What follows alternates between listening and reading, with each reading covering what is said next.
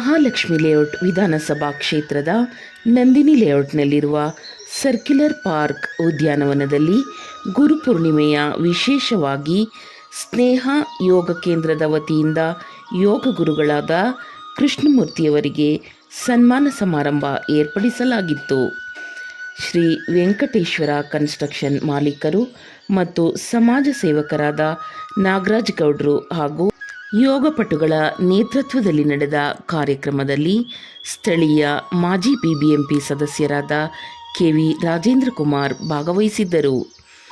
ಎಲ್ಲ ಯೋಗಪಟುಗಳು ಸೇರಿ ಗುರುಗಳಿಗೆ ಸನ್ಮಾನಿಸಿ ಗುರುಪೂರ್ಣಿಮೆಯನ್ನು ಅರ್ಥಪೂರ್ಣವಾಗಿ ಆಚರಿಸಿದರು.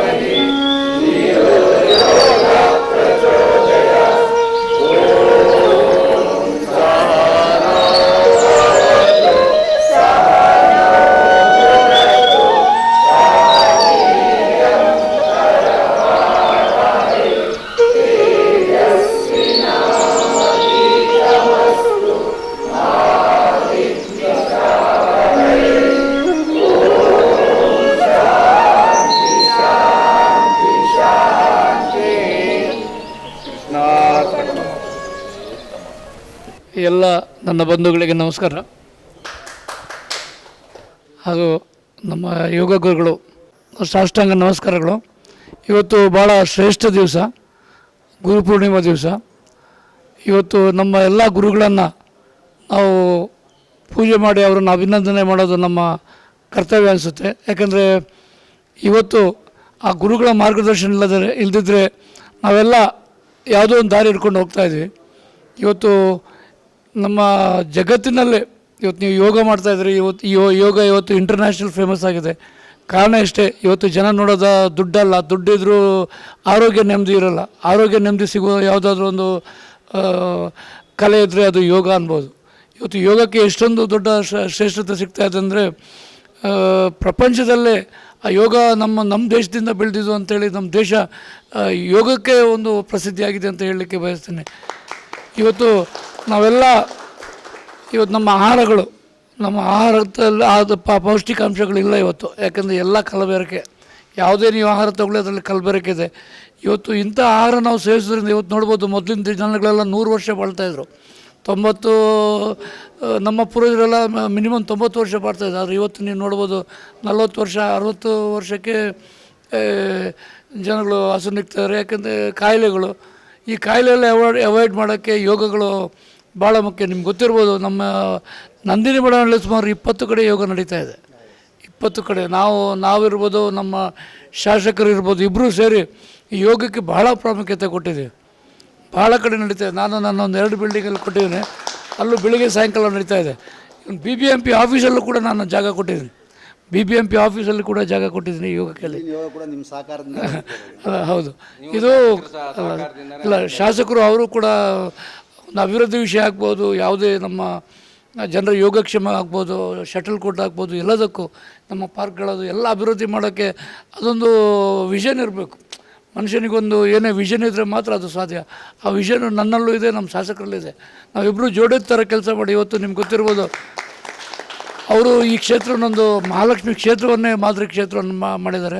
ನಾನು ಕೂಡ ನನ್ನ ಅಲ್ಪ ಒಂದು ಸಮಯ ಕೊಟ್ಟು ಈ ಒಂದು ವಾರ್ಡನ್ನು ಈಗ ತಾನು ನಿಮಗೆಲ್ಲ ನೋಡಿರ್ಬೋದು, ಬ್ಯಾಂಗ್ಳೂರು ರತ್ನ ಅವಾರ್ಡ್ ಕೊಟ್ಟರು ನನಗೆ ವಿಜಯವಾಣಿ ಗ್ರೂಪ್ಸ್ ಅವರು, ಹಾಗೂ ಸಾಧಕರ ಅವಾರ್ಡನ್ನು ಟೈಮ್ಸ್ ಗ್ರೂಪ್ ಅವರು ವಿಜಯ ಕರ್ನಾಟಕ ಕೊಟ್ಟರು. ಇದಕ್ಕೆಲ್ಲ ಕಾರಣ ಏನಂದರೆ ನಾನು ಯಾವ ಥರ ಪಬ್ಲಿಸಿಟಿ ಕೊಟ್ಟಿಲ್ಲ. ನಾವು ಮಾಡೋ ಕೆಲಸಗಳು ಬಾಯಿಂದ ಬಾಯಿಗೆ ಹೋಗ್ತಾ ಇದೆ. ನಾವು ಮಾಡಬೇಕಾದ್ರೆ ಕೆಲಸದ ಮುಖ ನಾವು ಮಾಡೋ ಕೆಲಸಗಳು ಮಾತಾಡಬೇಕು, ಇದು ನಾವು ಹೇಳ್ಕೊಂಡು ತಿರುಗಾಡೋದಲ್ಲ. ಆದರೆ ಇನ್ನೂ ಒಂದು ಮುಖ್ಯವಾಗಿ ಇವತ್ತು ಈ ಪಾರ್ಕ್ ಇರ್ಬೋದು, ಈ ಪಾರ್ಕ್ ನಾವು ಮಾಡೋ ಮೊದಲು ನಾವು ಮಂತ್ರಿಗಳು ಕೂತ್ಕೊಂಡು ಮಾತಾಡೋದಕ್ಕೆ ಭಾಳ ಅಗೇನ್ಸ್ಟ್ ಇತ್ತು. ಈ ಪಾರ್ಕ್ ಹಳೆ ಪಾರ್ಕ್ ಇರಲಿ, ಅದನ್ನು ಚೇಂಜ್ ಮಾಡೋ. ನಾವು ನಿಮ್ಮನ್ನು ಕೂಡ ನಿಮ್ಮ ಒಂದು ಅನಿಸಿಕೆಗಳನ್ನು ತಿಳ್ಕೊಂಡು ನಾವು ಅಭಿವೃದ್ಧಿ ಮಾಡ್ತಾಯಿದ್ದೆ. ನಾನು ಏನೇ ಅಭಿವೃದ್ಧಿ ಮಾಡೋವಾಗಲೂ ಜನರನ್ನು ಕೇಳ್ತೀನಿ, ಏನು ನಮಗೋಸ್ಕರ ನಾವೇನು ಮಾಡೋದಲ್ಲ, ನಾವು ಜನರಿಗೋಸ್ಕರ ಮಾಡೋದು. ಎಲ್ಲರಿಗೂ ವಂದನೆಗಳು. ಇವತ್ತು ಗುರುಪೌರ್ಣಿಮೆ ಪ್ರಯುಕ್ತ ಈ ಕಾರ್ಯಕ್ರಮವನ್ನು ಆಯೋಜಿಸಿದ್ದಾರೆ. ನಮ್ಮ ರಾಜೇಂದ್ರ ಕುಮಾರ್ ಅವರ ಮತ್ತು ಕೆ ಗೋಪಾಲಯ್ಯವರು ಶಾಸಕರ ಮಾರ್ಗದರ್ಶನದಲ್ಲಿ ಈ ಜಾಗವನ್ನು ಕೊಟ್ಟಿದ್ದಾರೆ. 8 ವರ್ಷಗೆಲ್ಲ ಇಲ್ಲಿ ಯೋಗ ಮಾಡ್ಕೊಂಡು ಬಂದಿದ್ವಿ. ಎಲ್ಲರ ಸಹಕಾರದಿಂದ ನಡೀತಾ ಇದೆ, ಯಾರು ಒಬ್ಬನಿಂದ ಇಲ್ಲ. ಇಲ್ಲಿ ಜಾಗ ಕೊಟ್ಟಿದ್ದಾರೆ, ಒಳ್ಳೆಯ ಅತ್ಯುತ್ತಮವಾದ ಜಾಗ ಕೊಟ್ಟಿದ್ದಾರೆ, ಎಲ್ಲ ಸೌಲಭ್ಯ ಇದೆ. ಇವರೆಲ್ಲರ ಸಹಕಾರದಿಂದ ಇಲ್ಲಿ ನಡ್ಕೊಂಡು ಹೋಗ್ತದೆ. ಉಚಿತವಾದ ಯೋಗ ನಡೆಸ್ತಾ ಇದ್ವಿ. ಯಾರು ಬೇಕಾದ್ರೂ ಬರ್ಬೋದು, ಯಾರು ಬೇಕಾದ್ರೂ ಜೈನ್ ಆಗ್ಬೋದು, ಯಾವುದೇ ಶುಲ್ಕವಿರೋದಿಲ್ಲ, ನಡೀತಾ ಇದೆ. ಇವತ್ತು ಅರ್ಥಪೂರ್ಣವಾಗಿ ಗುರುಪೌರ್ಣಿಮೆನ ಆಚರಿಸಿದ್ದಾರೆ. ಎಲ್ಲರಿಗೂ ಧನ್ಯವಾದನೆ ಹೇಳ್ತೀನಿ. ಈ ಕಾರ್ಯಕ್ರಮಕ್ಕೆ ಹೋಗೊಟ್ಟು ತಮ್ಮೆಲ್ಲರನ್ನ ಉದ್ದೇಶಿಸಿ ಮಾತನಾಡಿದ ಶ್ರೀಯುತ ರಾಜೇಂದ್ರ ಕುಮಾರ್ ಅವರಿಗೂ ಹಾಗೂ ಈ ಕಾರ್ಯಕ್ರಮದ ಕೇಂದ್ರ ಬಿಂದುವಾದ ಶ್ರೀಯುತ ಗುರೂಜಿ ಅವರಿಗೂ ನಿಮ್ಮೆಲ್ಲರ ಪರವಾಗಿ ವಂದನೆಯನ್ನು ಅರ್ಪಿಸುತ್ತಾ ಈ ಕಾರ್ಯಕ್ರಮದ ಮುಂದಿನ ಭಾಗವಾಗಿ ತುಂಬ ಸಂತೋಷ ಆಗ್ತಾಯಿದೆ. ಈ ಥರ ಅವಕಾಶ ಸಿಗೋದು ಅಪರೂಪದಲ್ಲಿ ಅಪರೂಪ. ಇದು ನಮ್ಮ ಸ್ನೇಹ ಯೋಗ ಸಂಗಮ ಬಂದು ಬರೀ ಸ್ನೇಹ ಅಲ್ಲ, ಅಪೂರ್ವ ಸ್ನೇಹ ಯೋಗ ಸಂಗಮ ಅಂತ. ಇದು ನಾವು ಭಾಗ್ಯವಂತರು ಇಂಥ ಇದಕ್ಕೆ. ನನಗೆ ಕಳೆದ ವರ್ಷ ಒಂದು ಆತಂಕ ಆಯಿತು, ನನಗೆ ಒಂದು ಇನ್ಸಿಡೆಂಟ್ ಆಯಿತು. ಅದನ್ನು ನಾನು ಇಲ್ಲಿ ಬಂದು ಸೇರಿಕೊಂಡು ನಾನು ಅದನ್ನೆಲ್ಲ ನೋವನ್ನೆಲ್ಲ ಮರ್ತ್ಕೊಂಡಿದ್ದೀನಿ. ಈಗ ಒಳ್ಳೆ ನೆಮ್ಮದಿಯಾಗಿದ್ದೀನಿ. ಈಗ ಯಾವ ಹಳೆ ನೆನಪುಗಳು ಯಾವುವು ಇಲ್ಲ.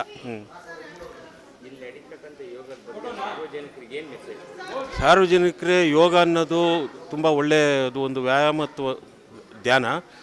ಯಾರೇ ಬಂದು ಸೇರಿಕೊಂಡ್ರು ಇಲ್ಲಿ ಉಚಿತವಾಗಿ ಯೋಗ ನಡೆಯುತ್ತೆ. ದಯವಿಟ್ಟು ಯಾರಾದರೂ ಬಂದು ಸೇರ್ಕೋಬೋದು. ನಮಸ್ತೆ, ನನ್ನ ಹೆಸರು ರಶ್ಮಿ ಅಂತ. ಸೊ ನಾನಿಲ್ಲಿ 2.5 ವರ್ಷದಿಂದ ಬರ್ತಾಯಿದ್ದೀನಿ ಯೋಗ ತರಬೇತಿಗೆ. ಇಲ್ಲಿ ಫ್ರೀನೇ ಹೇಳ್ಕೊಡೋದು. ಸೊ ಗುರುಗಳು ತುಂಬಾ ಫ್ರೆಂಡ್ಲಿ ಇದ್ದಾರೆ. ಸೊ ನಮ್ಗಳಿಗೆ ಒಳ್ಳೆ ಆರೋಗ್ಯ ಕೊಡ್ತಾ ಇದ್ದಾರೆ ಅವರು. ಸೊ ಅವರ ಆಯುಸ್ಸು ಆರೋಗ್ಯ ಎಲ್ಲ ಚೆನ್ನಾಗಿರಲಿ ಅಂತ ನಾವು ದೇವ್ರ ಹತ್ರ ಕೇಳ್ಕೊತೀವಿ. Thank you sir.